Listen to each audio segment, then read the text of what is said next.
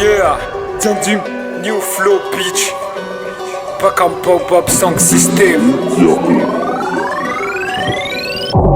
Red Vision, Tommy. Yeah, Ose Kwaizuza. Nigga, attention. Hey, avinda kizazu angatini trap. Ela kelek, fanangu voko fatsidena kisasi.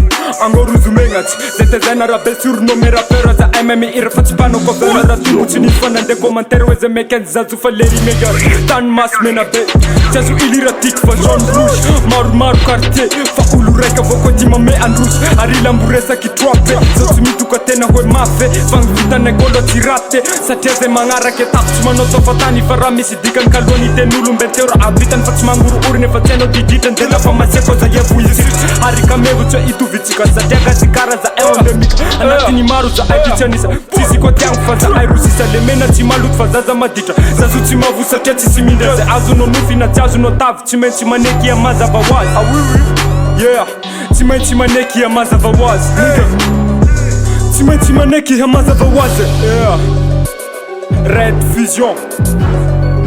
Attention, attention, hey, hey, hey, yo mitajema, hey, nigga. Chimanguru uru fazema pacharo.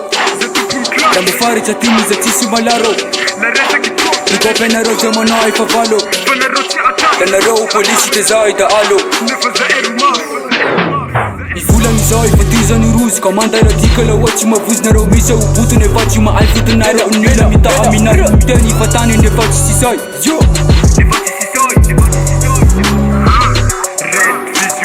Red Vision dila beli mitanga Izaki anaka chambuni iranga Vita ni marumba vita na hitanga Nishita loko vodinga ne Maza vawazi titasi nitasi Satela la numba kutita ne Zigzag neti vita no Metu ufani halama no Ka afata pecha kuyami tandrema Fachisangi sanga mina ulemena Yeah Big up for me Red Vision Sangi proud Zai